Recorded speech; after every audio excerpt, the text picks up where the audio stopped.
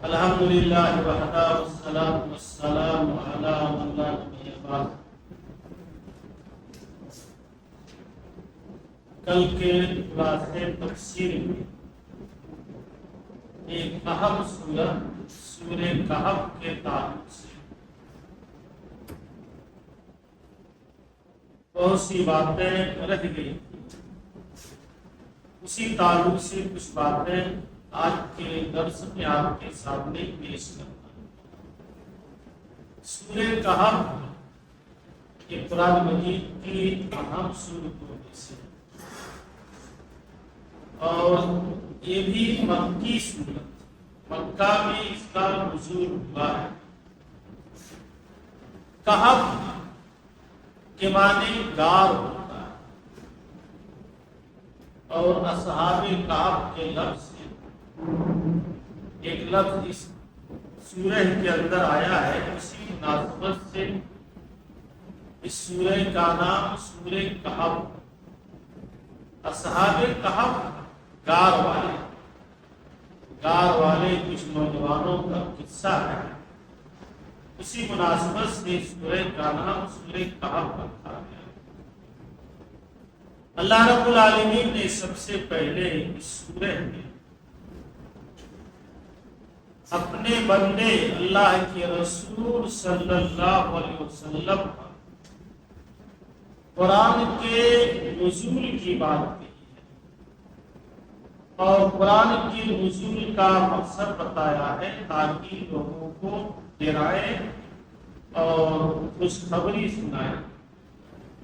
جو مجرم ہے انہیں ڈرائیں، جو مومن ہے انہیں نعمتوں کی جنت کی بشارت اور خوشخبری سنائے۔ 21 اور اللہ رب العالمین نے یہاں بیان فرمایا ہے کہ دنیا اور دنیا کی چیزوں کے پیدا کرنے کا، یعنی کہ تمام انسانوں کی پیدا کرنے کا مقصد تو عبادت ہے، لیکن اس میں بھی جو احسن عمل، اچھا عمل کرے، یہ اللہ رب العالمین دیکھنا چاہتا ہے۔ اللہ رب العالمین نے یہاں بیان فرمایا اِنَّا جَعَلْنَا مَا عَلَى الْأَرْضِ زِینَةً لَهَا، یہ زمین پر جو رنگا رنگی ہے، جو سادگی ہے، جو دل فریبی ہے، دنیا کا جو مال و متاع ہے، اللہ تعالیٰ نے اس لیے بنایا ہے لِنَبْلُوَهُمْ، تاکہ ہم لوگوں کو آزمائیں، أَيُّهُمْ أَحْسَنُ عَمَلًا، کہ ان میں سے کون اچھا عمل کرنے والا ہے، بہتر عمل کرنے والا۔ سورہ ملک میں اسی طرح کی ایک آیت اللہ تعالیٰ نے بیان کی ہے الذی خلق الموت والحیاۃ لیبلوکم ایکم احسن عملا، اللہ نے موت و حیات کو پیدا کیا تاکہ آزمائے کہ تم میں سے کون آدمی احسن اور بہتر عمل کرنے والا۔ اس سے ایک بات اور معلوم ہوئی کہ شریعت کے اندر کثرت اعمال، زیادہ اعمال کی ویلو نہیں، بلکہ بہتر عمل کی ویلو۔ آپ کوئی چیز بہت زیادہ کریں لیکن اچھے ڈھنگ سے نہ کریں، سنت کے مطابق نہ کریں، اطمینان سے نہ کریں، تو اس کی بہت زیادہ ویلو نہیں۔ کوئی چیز آپ کم کریں لیکن سنت کے مطابق کریں، احسن طریقے سے کریں، اطمینان سے کریں، تو اس کی ویلو اور اہمیت۔ کثرت عبادت اسلام میں مطلوب نہیں، اسلام میں اتباع ہے احسن عمل۔ تو اللہ تعالیٰ نے بیان کیا کہ یہ دنیاوی رنگا رنگی ہے، دنیا کا ساز و سامان ہے، ایک ہی ابتلا اور آزمائش ہے، تاکہ اس میں رہ کر کے یہ اللہ کو پتہ چلے کہ کون کا شخص، کون سا آدمی اچھا اور بہتر عمل کرنے والا۔ اس کے بعد اللہ رب العالمین نے اصحاب کہف کا واقعہ بیان کیا۔ در حقیقت اصحاب کہف کے واقعے میں بھی ایمان اور کفر کی آزمائش کو اللہ تعالیٰ نے بیان کیا۔ سورہ کہف میں کئی واقعات، کئی قصوں کو اللہ تعالیٰ نے بیان کیا اور سب میں اسی چیز کا موازنہ کیا ہے کہ ایمان اور کفر کی یہ لڑائی یہ ہمیشہ سے ہے اور صبح قیامت تک۔ یہ ایسا نہیں ہے کہ ختم ہو جائے، یہ ایمان اور کفر کی لڑائی، ایمان و مادیت کی کشمکش یہ ہمیشہ سے جاری ہے اور ہمیشہ جاری رہے۔ اب ایسے وقت میں جب ایمان و کفر کی مطلب باہم ٹکراؤ ہو تو پھر وہاں آدمی کو اپنے ایمان اسلام کی حفاظت کرنی۔ یہ سورہ کہف میں اصحاب کہف کے واقعے کو بیان کر کے اہل مکہ کے ان نوجوانوں کی، مسلمانوں کی حوصلہ افزائی کی ہے جو اسلام کی طرف بڑھ رہے تھے، جنہوں نے اسلام کا کلمہ پڑھا تھا کہ اسلام قبول کرنا تو آسان ہے لیکن اس کی حفاظت مشکل ہے۔ اللہ تعالیٰ نے اصحاب کہف کا واقعہ بیان کیا ہے۔ اصحاب کہف کے بارے میں اکثر مفسرین کی رائے یہ ہے کہ صحیح قطعی تاریخ معلوم نہیں ہے یہ کس طور کا واقعہ ہے اور پھر بعد میں ان کے ماننے والے کون لوگ ہوئے، اس کی کوئی تفصیل نہیں۔ اصل جو مغز ہے، جو خلاصہ ہے جس سے آدمی کو متاثر ہونا ہے، سبق لینا ہے، اسی چیز کو اللہ تعالیٰ نے ہاں بیان فرمایا ہے۔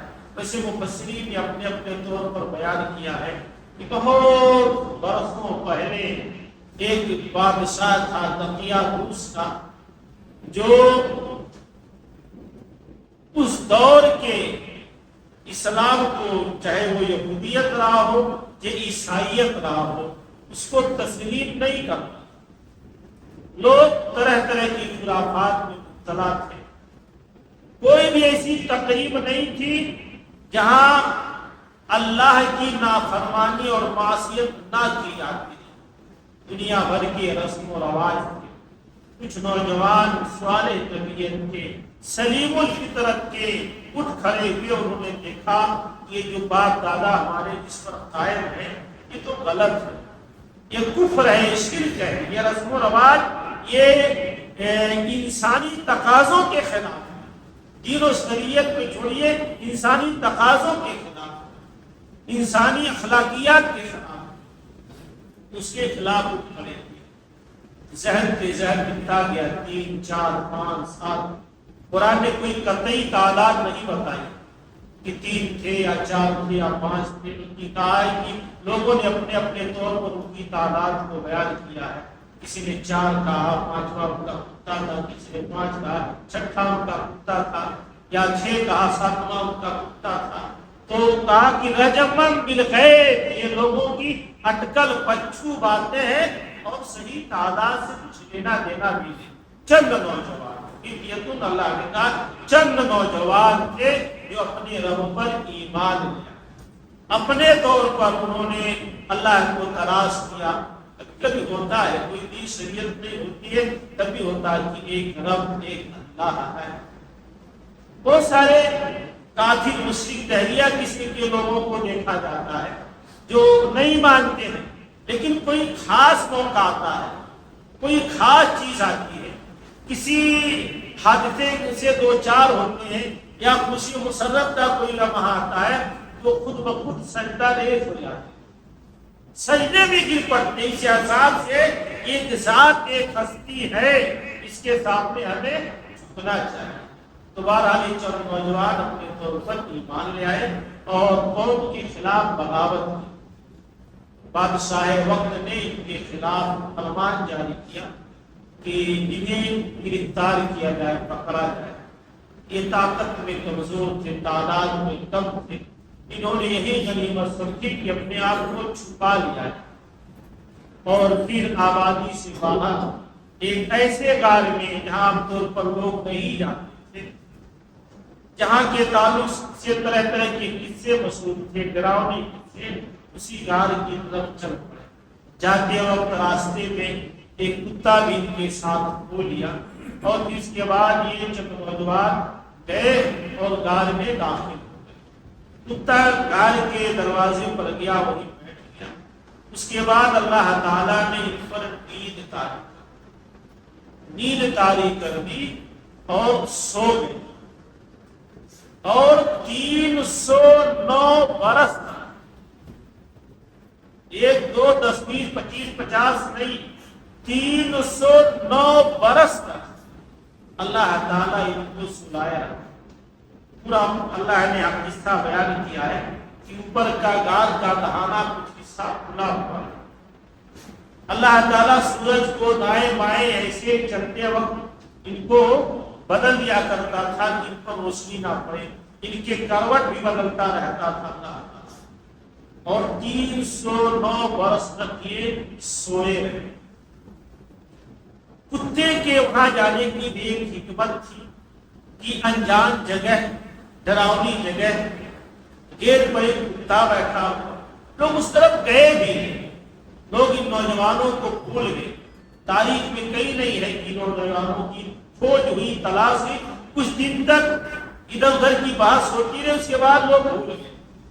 اور 309 برس کے بعد جب ان کی نیند کھلی، ان کو ایسے لگا کہ ابھی دن کا کچھ حصہ ہم سوئے ہیں، صبح شاید آئے تھے یا ابھی شام کے وقت آئے تھے، اور ان کو کچھ بھوک وغیرہ کا احساس ہوا۔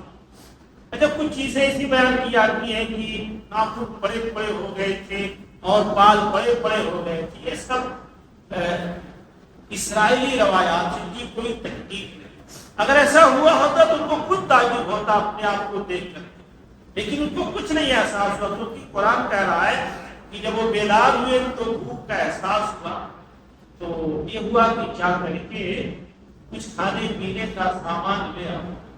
اور جو انہوں نے آپس میں بیان کیا ہے کہ اللہ نے کہا کذالک بعثناہم یتساءلوا بینہم قال قائل منہم کم لبثتم، ان میں سے کسی نے کہا بھائی ہم کہتے ہیں یہاں ٹھہرے رہے، قالوا لبثنا یوما او بعض، انہوں نے کہا شاید ایک دن یا ایک دن کا کچھ حصہ، قالوا ربکم اعلم بما لبثتم فَابْعَثُوا أَحَدَكُمْ بِوَرْقِكُمْ هَٰذِهِ إِلَى الْمَدِينَةِ، کہا چلو ٹھیک ہے، کتنا دن ٹھہرے رہے، کتنا دیر کے پاس نہیں ہے، جا کر کے یہ سکہ لے لو، پیسہ لے لو، جاؤ شہر سے کچھ سامان لے آؤ۔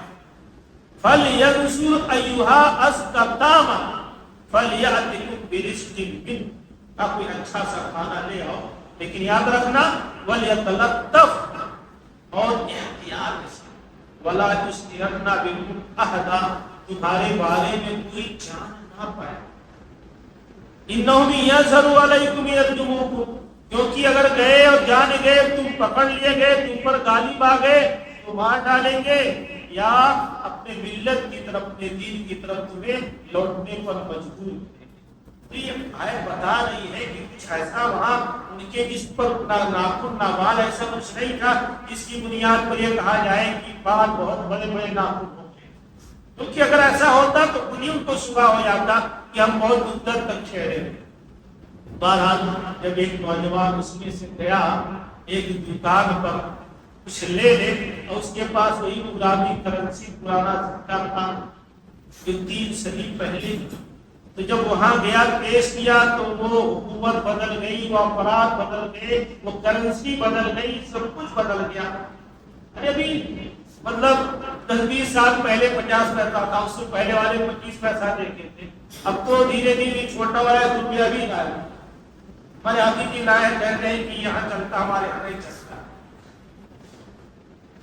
بدلتا رہتا ہے۔ اب وہ جب دکاندار نے دیکھا تو عجیب کرنسی اور شہر میں اجنبی آدمی، اس کو صبح ہوا، تھوڑی سی اس نے بھی بحث کی، بھائی کہ ابھی تو کل کی بات ہے، لے گئے تھے، ہم آئے تھے یہاں، صبح ہوا۔ اس کے بعد دھیرے سے بات بادشاہ کی، اور اس کو بادشاہ ٹھیک تھا، اچھا تھا، پھر اس کے بعد اس کو وہی روکا گیا، بات بادشاہ تک پہنچی، بادشاہ آیا اور پورے شہر میں شور ہوا کہ دھیرے دھیرے بات ہوئی کہ ہم نے دادا سے سنا تھا، ہم نے پردادا سے سنا تھا کہ کچھ نوجوان غائب تھے، اب دھیرے دھیرے ایسے بات کہاں سنی ہونے لگی۔ یہ صبح ہوا کہ شاید یہی نوجوان، اس کے بعد ایک بار کہ نہیں چلو اس کے پیچھے پیچھے کچھ لوگ گئے، یہ نوجوان گارڈ کے اوپر گیا اور کہا کہ آپ لوگ رکیے، میں اپنے ساتھیوں کو بتا دوں۔ جب وہ اندر گیا کچھ دیر تک رہا، نہیں آیا، تو ان کو تجسس ہوا کہ کیا بات ہے، کسی دوسرے راستے سے نکلنے کی کوشش نہ کرے ہو۔ لیکن جب وہاں پہنچے تو سب کو اللہ تعالیٰ نے موت طاری کر دی، سب کے سب وفات پا چکے۔ تو اس میں سے دو چیزیں جو اللہ تعالیٰ نے بطور عبرت کے اس واقعے کو اہل مکہ کے سامنے پیش کیا ہے، وہ یہ ہے کہ ایمان و کفر میں ایمان کو ترجیح دیا ہے، اور ایمان کی حفاظت کے لیے حتی الامکان کوشش کی جائے۔ جب کوشش کی جاتی ہے تو اللہ تعالیٰ بھی ساتھ دیتا ہے۔ اب اس کے لیے تھوڑی سی قربانی دینی پڑی۔ دوسری چیز یہ کہ اس سے اللہ تعالیٰ نے یہ بھی بتانا چاہا ہے کہ اللہ تعالیٰ ایسے ہی دوبارہ زندہ کر کے پھر حساب و کتاب لے سکتا ہے۔ نیند کو بھی تو موت کہا گیا ہے۔ ہم سونے کے اٹھنے کے بعد کون سی دعا پڑھتے ہیں؟ الحمدللہ الذی احیانا بعد ما اماتنا۔ تمام تعریف اس اللہ کے لیے جس نے ہم کو زندہ کیا ہمیں موت دینے کے لیے۔ نیند کو موت کہا ہے۔ الحمدللہ الذی احیانا بعد ما اماتنا، ہمیں موت دینے کے بعد ہم کو زندہ کیا۔ یہ بھی ایک طرح کی شکر گزاری ہے۔ ہمیں سو کر اٹھنے کے بعد یہ دعا ضرور پڑھنی چاہیے، کیونکہ بہت بڑی شکر گزاری ہے۔ اور بہت سے ایسے واقعات سننے میں آئے بھی ہیں کہ بسا اوقات آدمی سویا سوئے رہے، وہ ہمیشہ کی نیند سو گیا، کہا بھی آتا ان کو سوال۔ تو بہرحال اس سے دو چیزیں اہم، ایک تو نوجوانوں کے لیے، امت کے لوگوں کے لیے کہ ایمان کو ترجیح دیا جائے، ایمان کو اختیار کیا جائے، اللہ تعالیٰ ضرور مدد کرتا ہے۔ اور دوسری چیز یہ کہ اللہ تعالیٰ دوبارہ زندہ کرنے پر ہر طرح سے قادر ہے، اس میں کوئی شک و شبہ نہیں۔ اور بہت ساری چیزیں کے واقعات میں بیان کیا گیا ہے۔ اس کے بعد اللہ تعالیٰ نے ایک اور قصہ اصحاب سورہ کہف میں بیان کیا ہے، اور یہ بھی میں نے بتایا کہ وہاں ایمان و کفر کی کشمکش اور کبھی کبھی دولت ثروت کی بھی کشمکش۔ اللہ تعالیٰ نے بیان کیا وَاضْرِبْ لَهُمْ مَثَلًا رَجُلَيْنِ جَعَلْنَا لِأَحَدِهِمَا جَنَّتَيْنِ مِنْ أَعْنَابٍ۔ دو لوگوں کا قصہ بیان کیا ہے، جس میں سے ایک شخص غریب تھا لیکن موحد، توحید پرست تھا، اللہ کا ماننے والا۔ دوسرا شخص مالدار تھا لیکن کافر تھا، اللہ کے ساتھ شرک کرنے والا تھا، مشرک بھی، اور اس کو اپنی دولت ثروت پر بڑا بسا اوقات اپنی دولت کا وہ اظہار کیا بھی کرتا۔ تو یہ موحد آدمی، غریب آدمی اس سے کہتا تھا گفتگو کرتے وقت کہ دیکھو کہ دولت ثروت پر نہ اتراؤ، تواضع اختیار، تواضع، لیکن تواضع بہت ضروری ہے کہ آپ کے کپڑے سے، آپ کے کھانے پینے سے، آپ کے گفتگو سے، آپ کے چلنے سے ایسا نہیں ظاہر ہونا چاہیے کہ مطلب آپ بہت بڑے کروڑ پتی ہیں، آپ دولت والے ہیں، آپ دین والے ہیں، آپ حسن و جمال والے ہیں۔ تواضع ہونا چاہیے۔ کہا جاتا ہے نا کہ سمندر میں جتنی گہرائی ہوتی ہے اتنی لہریں بہت خاموشی سے چلتی، جہاں چھیچڑپن ہوتا ہے نا وہ تیزی سے پانی چلتا ہے۔ یہ سمجھنے کے لیے کہ جس میں جتنی گہرائی ہوتی اتنی خاموشی ہوتی، جس میں جتنا سطحی پر ہوتا ہے اتنا وال پر۔ تو تواضع بہت ضروری ہے زندگی میں۔ اللہ کے نبی کی حدیث من تواضع للہ رفع اللہ، جو آدمی اللہ کے لیے تواضع خاکساری اختیار کرے اللہ تعالیٰ اس کے درجات کو بلند کر دیتا ہے۔ ہمارے رسول پیارے پیغمبر محمد عربی صلی اللہ علیہ وسلم جب کئی برسوں کی محنت مشقت کے بعد فاتحانہ طور پر فتح مکہ کے ساتھ مکہ میں داخل ہو رہے ہیں تو آپ کی تھوڑی، آپ کی داڑھی، آپ کی پجامے سے سکی، اس قدر تواضع تھا۔ نہیں کہ سینہ تانے آپ مکہ میں داخل ہو رہے ہیں کہ آج ہماری حکومت ہو گئی۔ تواضع خاکساری، تواضع خاکساری، یہ اس کے ساتھی نے بیان کیا کہ دیکھو اللہ نے ان دونوں کی گفتگو کو بیان کیا ہے وقال لصاحبہ وهو يحاور وانا اكثر منك مالا وعزا. مالدار آدمی اپنے ساتھی سے گفتگو کرتے ہوئے کہتا کہ دیکھو میں تم سے زیادہ دولت تعداد میں تم سے زیادہ ہوں, ہماری سماج میں عزت ہوتی ہے. ودخل جنت وظالم لنفسه, اور جب بھی اپنے باغ میں داخل ہوتا تو اپنے نفس پر ظلم کرتے ہوئے اپنے آپ پر ظلم کرتے ہوئے کہتا کہ ما ظلم طویل هذه, میرا گمان ہے کہ یہ کبھی بھی ختم نہیں ہوگا, ہمیشہ ہمارا یہ باغ لہلہاتا رہے گا. ما ظلم الساعۃ قائمۃ, اور میں نہیں گمان کرتا کہ قیامت قائم ہونے والا, اگر قائم بھی ہوگی تو وہاں بھی اللہ تعالیٰ ہم کو دے گا, یہ ضروری نہیں. اس پر اللہ دنیا میں اس کو آخرت بھی دے گا. میں نے کسی درس میں بیان کیا تھا کہ صحابہ اگر ان کو دنیا میں بہت زیادہ دولت ثروت ملتی, نعمتیں ملتی, تو ڈرنے لگتے تھے کہ ایسا نہ ہو آخرت کے بدلے اللہ تعالیٰ ہماری نیکیوں کا بدلہ دنیا میں تو نہیں دے رہا ہے, ہم آخرت میں محروم ہو جائیں. بہرحال دونوں میں گفتگو ہوئی. اس کے ساتھی غریب ساتھی نے کہا قال له صاحبه وهو يحاوره اكفرت بالذي خلقك, اب ذات کا تم انکار کر رہے ہو, ناشکری کر رہے ہو, جس نے تم کو مٹی سے مٹی سے پیدا کیا, پھر مکمل ایک انسان بنایا. تم مانو نہ مانو لیکن میں مانتا ہوں واللہ ربی, وہ میرا رب ہے, میں اپنے رب کے ساتھ کسی کو شریک نہیں کروں گا. اور ساتھی نے یہ بھی بتایا کہ جب آپ داخل ہو اپنے باغ میں تو ماشاء اللہ وغیرہ کہہ لیا, لیکن دنیا میں جو چیز بھی ہوتی ہے اللہ کی مشیت اور چاہت.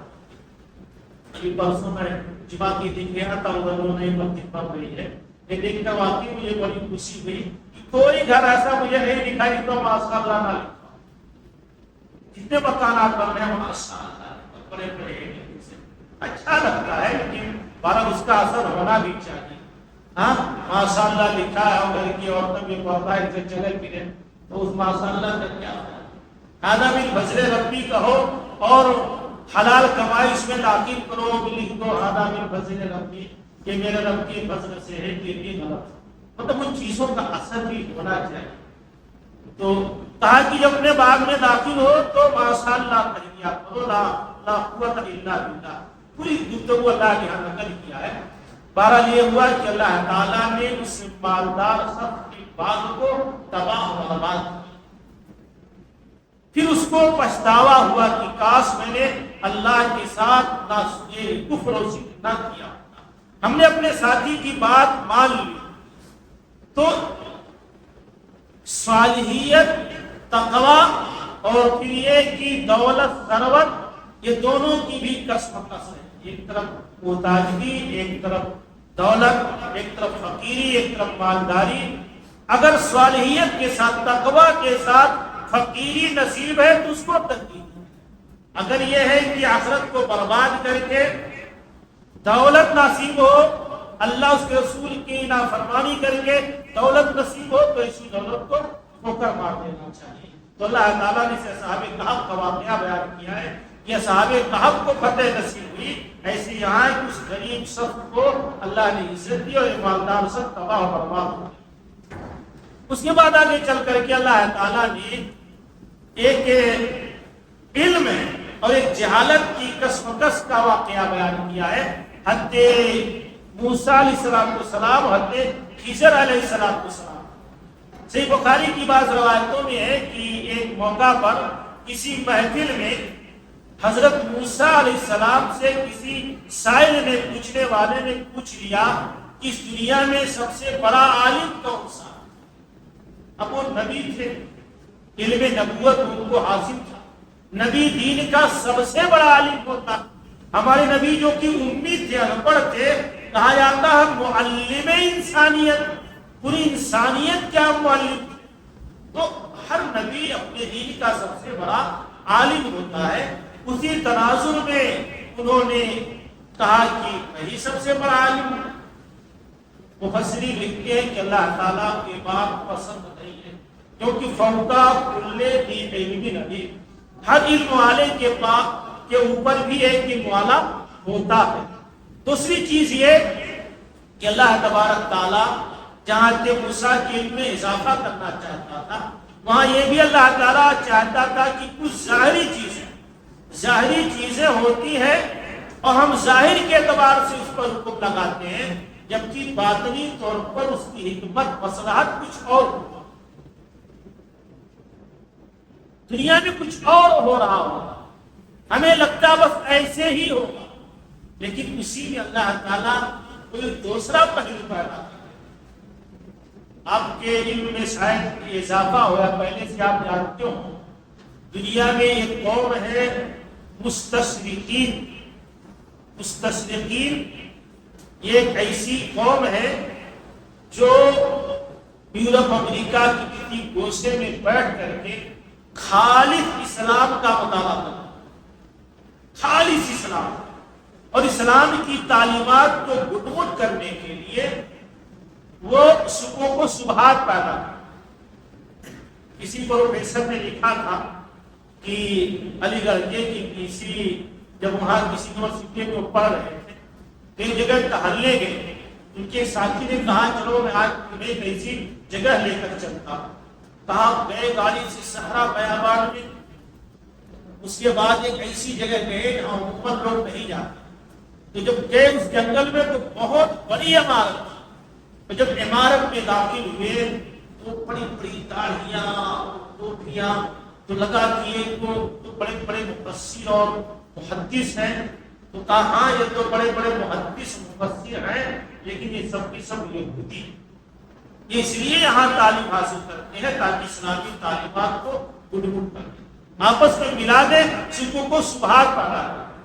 تو انہیں مستشرقین میں سے ایک نے، جیسے کتاب ہے معجم المفارق لالفاظ القرآن، یعنی قرآن کے کسی ایک لفظ کو آپ ٹائپ کریں یا دیکھیں تو وہ پوری آیت نمبر کے ساتھ سورہ کے ساتھ آ جاتی ہے، اس کتاب میں کون سا لفظ کہاں استعمال ہوا ہے آپ وہ لفظ دیکھ لیں تو اس آیت سورہ میں آپ پہنچ جائیں۔ جب تو موبائل آ گئی، لیکن اس سے پہلے وہی علماء رہتے تھے، المعجم المفارق لالفاظ القرآن۔ تو اسی طرح کی کتاب لکھی اس مستشرق نے، معجم المفارق لالفاظ الحدیث، تقریباً 25-27 جلدوں میں، اتنی موٹی جلد ہے۔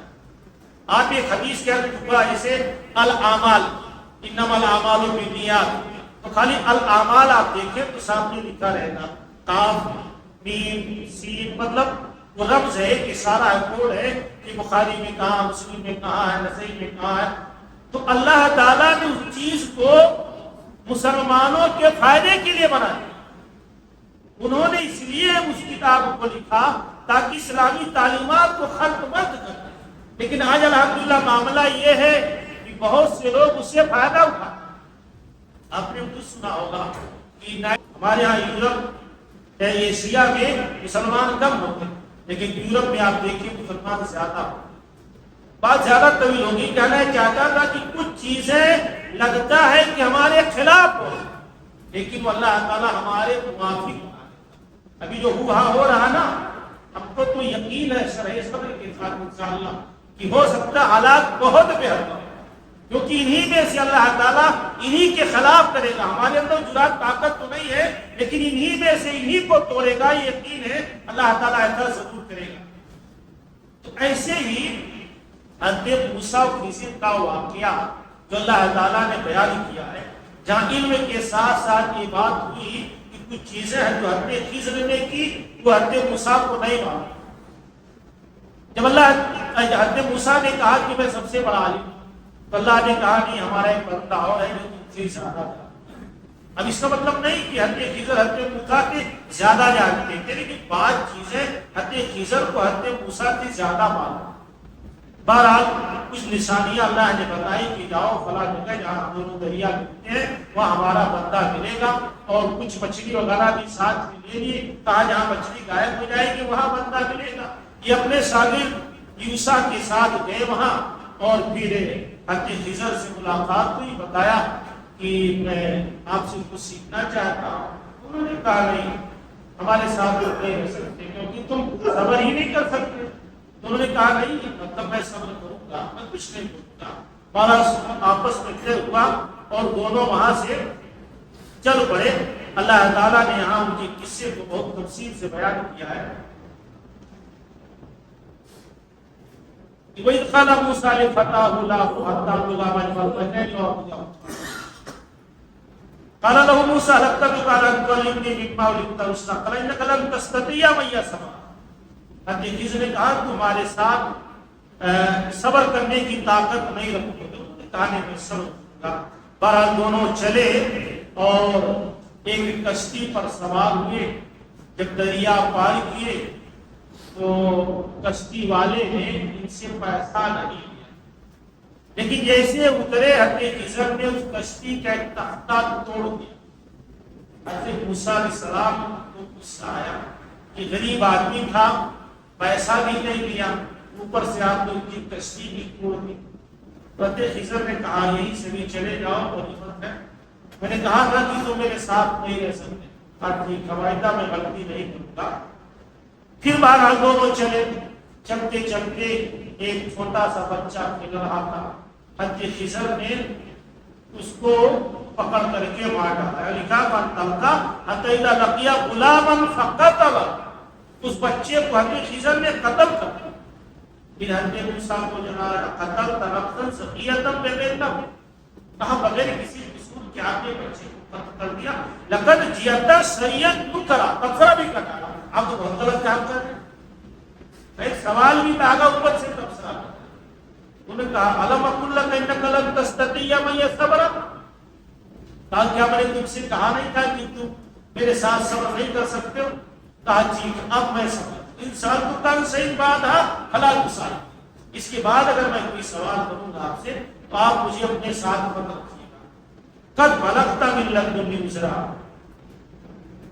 کہا کہ اب اس کے بعد کوئی عذر نہیں ہوگا۔ بارہ پھر دونوں چل پڑے، گئے ایک بستی میں پہنچے، بھوک لگی تھی، کچھ ان لوگوں سے طلب کیا، ان لوگوں نے نہیں دیا، انکار کر دیا۔ وہاں سے پڑھے تو ایک دیوار گر رہی تھی، حضرت خضر گئے اور دیوار کو سیدھی کر دیا اور دیوار بچ گئی۔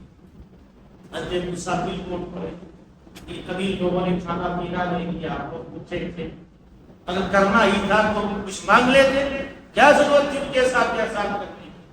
انہوں نے کہا اب اس سے زیادہ نہیں، اب تم یہیں سے چلے جاؤ۔ اور اس کے بعد پھر انہوں نے ایک احسان یہ بھی کیا کہ ان تینوں چیزوں کی وجہ ہے، دیکھیے میں جو بحث کہہ رہا تھا کہ تفصیل سے جو بات ہے کہ کچھ چیزیں جو ظاہر میں ہوتی ہیں لگتا ہم کو کہ بہت غلط ہو رہا، لیکن اس میں کوئی نہ کوئی خیر، کوئی نہ کوئی بھلائی کا پہلو ہوتا۔ تو حضرت خضر نے کہا کہ لوگوں جانے سے پہلے میں تمہیں بتا دیتا ہوں کہ اسے ملاح کی کشتی کا جو تختہ میں نے نکال لیا تھا یا عیب دار بنا دیا تھا، اس لیے کہ سمندر کے اس پار، دریا کے اس پار ایک ظالم بادشاہ رہتا، جیسے ہی کوئی بے عیب اچھی کشتی دیکھتا ہے لے لیتا ہے، تو ہم نے اس کے ساتھ برائی نہیں کیا ہے بلکہ اچھائی کیا ہے، اسے تختہ کے ٹوٹنے کی وجہ سے جہاں کشتی ڈوبے گی بھی نہیں، کم سے کم اس کی کشتی بچ جائے گی، اس لیے میں نے اس کے ساتھ کیا۔ اور جہاں تک رہی بات بچے کی، تو بچے کو اب اللہ کے ذریعہ ان کو یا وحی آئی ہوگی یا اللہ کے ذریعہ ان کو حاصل ہوا ہوگا کہ بچہ آگے چل کر کے بڑا ہو کر کے اپنے والدین کے لیے یہ ذلت و رسوائی کا سبب بنے گا، ان کو شرک اور کفر میں ابتلا کرے گا، اس لیے میں نے بچے کو مارا۔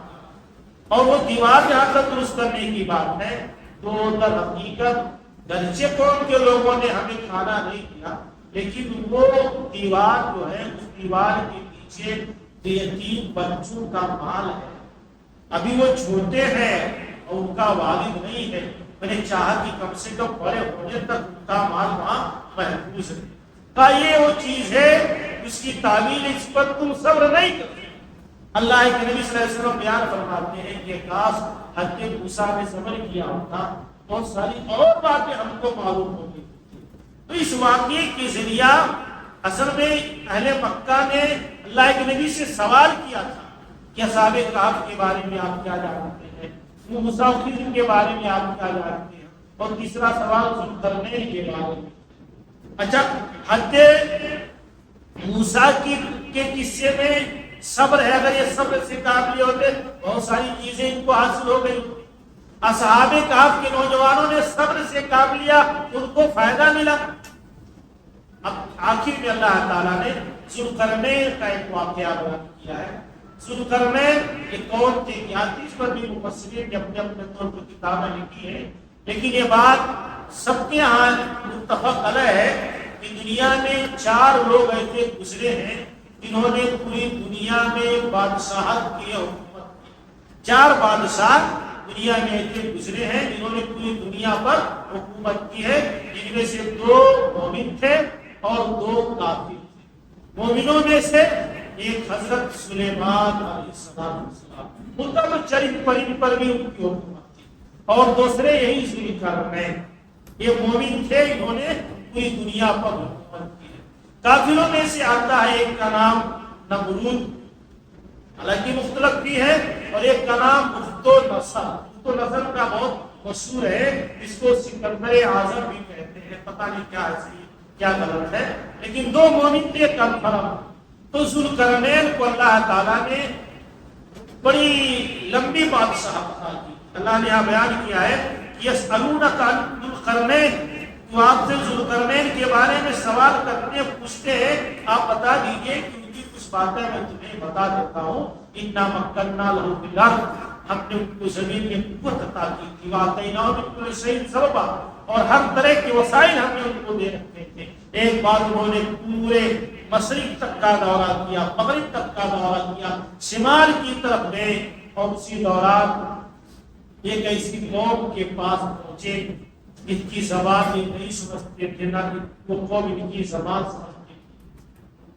بہرحال ان لوگوں نے اشارہ کنایا سے بتایا کہ یہاں ایک قوم رہتی ہے یاجوج و ماجوج، جو بہت فساد پھیلاتے ہیں، قتل و خونریزی کرتے، ان کی وجہ سے ہم کو بہت تکلیف ہوتی. اللہ نے ذوالقرنین کو قوت طاقت عطا کی تھی. انہوں نے کہا ٹھیک ہے میری مدد کرو.